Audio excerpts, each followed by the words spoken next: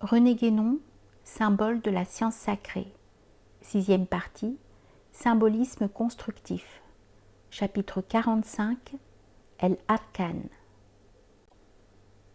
Aux considérations que nous avons exposées sur la pierre angulaire, nous pensons qu'il ne sera pas inutile d'ajouter quelques précisions complémentaires sur un point particulier. Il s'agit des indications que nous avons données sur le mot arabe rukn, angle, et sur ses différentes significations. Nous nous proposons surtout à cet égard de signaler une concordance très remarquable qui se rencontre dans l'ancien symbolisme chrétien et qui s'éclaire d'ailleurs comme toujours par les rapprochements qu'on peut faire avec certaines données des autres traditions. Nous voulons parler du gammadion, ou plutôt devrions-nous dire des gammadias, car ce symbole se présente sous deux formes très nettement différentes, bien que le même sens y soit généralement attaché. Il doit son nom à ce que les éléments qui y figurent dans l'un et l'autre cas, et qui sont en réalité des équerres, ont une similitude de forme avec la lettre grecque gamma. La première forme de ce symbole, appelée aussi parfois croix du Verbe, est constituée par 4 équerres dont les sommets sont tournés vers le centre. La croix est formée par ces équerres elles-mêmes, ou plus exactement par l'espace vide qu'elles laissent entre leurs côtés parallèles, et qui représente en quelque sorte 4 voies partant du centre ou y aboutissant, suivant qu'elles sont parcourues dans un sens ou dans l'autre. Or, cette même figure, considérée précisément comme la représentation d'un carrefour, est la forme primitive du caractère chinois Ying, qui désigne les 5 éléments. On y voit les 4 régions de l'espace correspondant aux points cardinaux et qui sont effectivement appelées équerres, autour de la région centrale à laquelle est rapporté le 5e élément.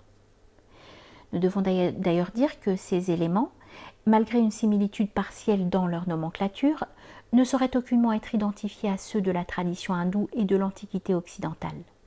Aussi, pour éviter toute confusion, vaudrait-il sans doute mieux, comme certains l'ont proposé, traduire Ying par agent naturel, car ce sont proprement des forces agissant dans le monde corporel et non pas des éléments constitutifs des corps eux-mêmes. Il n'en est pas moins vrai que, ainsi que cela résulte de leur correspondance spatiale, les 5 Ying peuvent être regardés comme les arcanes de ce monde, de même que les éléments proprement dits le sont à un autre point de vue, mais cependant avec une différence quant à la signification de l'élément central. En effet, tandis que l'éther, ne se situant pas sur le plan de base où se trouvent les 4 autres éléments, correspond à la véritable pierre angulaire, celle du sommet Rukn al-Arkan, la terre de la tradition extrême-orientale doit être mise en correspondance directe avec la pierre fondamentale du centre, dont nous avons parlé précédemment. La figuration des 5 arcanes apparaît encore plus nettement dans l'autre forme du gammadion, où 4 équerres formant les angles d'un carré entourent une croix tracée au centre de celui-ci.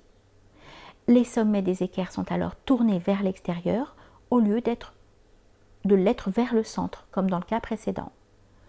On peut ici considérer la figure tout entière comme correspondant à la projection horizontale d'un édifice sur son plan de base.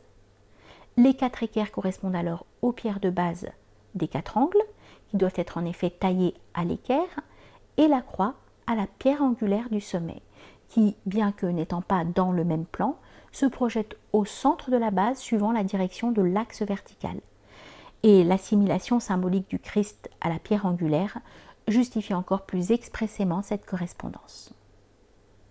En effet, au point de vue du symbolisme chrétien, l'un et l'autre des gammadias sont également considérés comme représentant le Christ, figuré par la croix, au milieu des 4 évangélistes, figurés par les équerres. L'ensemble équivaut donc à la figuration bien connue du Christ lui-même au milieu des 4 animaux de la vision d'Ézéchiel et de l'Apocalypse, qui sont les symboles les plus habituels des évangélistes. L'assimilation de ceux-ci aux pierres de base des 4 angles n'est d'ailleurs nullement en contradiction avec le fait que, d'autre part, Saint Pierre est expressément désigné comme la pierre de fondation de l'Église. Il faut seulement voir là l'expression de 2 points de vue différents, l'une se référant à la doctrine et l'autre à la constitution de l'Église. Et il n'est certes pas contestable que, en ce qui concerne la doctrine chrétienne, les évangiles en sont bien véritablement les fondements. Dans la tradition islamique, on trouve aussi une figure semblablement disposée, comprenant le nom du prophète au centre et ceux de ses 4 premiers califes aux angles. Et ici encore, le prophète, apparaissant comme Rukn al-Arkan, doit être considéré de la même façon que le Christ dans la figuration précédente, comme se situant à un niveau autre que celui de la base. Et par conséquent, il correspond aussi en réalité à la pierre angulaire du sommet.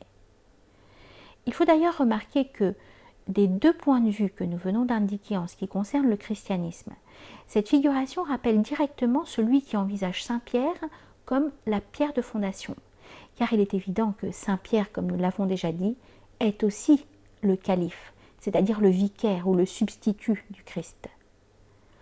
Seulement, on envisage dans ce cas qu'une seule pierre de fondation, c'est-à-dire celle des 4 pierres de base des angles qui est posée en premier lieu, sans pousser les correspondances plus loin, alors que le symbole islamique dont il s'agit comporte ces 4 pierres de base.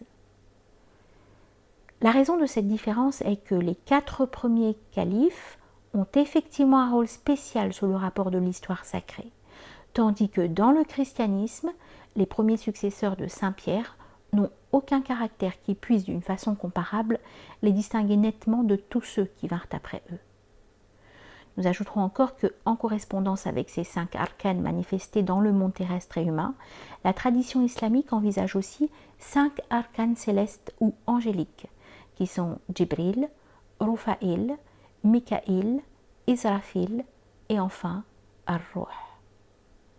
Ce dernier, qui est identique à Métatron, comme nous l'avons expliqué en d'autres occasions, se situe également à un niveau supérieur aux 4 autres, qui sont, comme ses reflets partiels dans diverses fonctions plus particularisées ou moins principielles, et dans le monde céleste, il est proprement Rukn al-Arkan, celui qui occupe à la limite séparant el-Khalaq del-Haq, le lieu même par lequel seul peut s'effectuer la sortie du cosmos.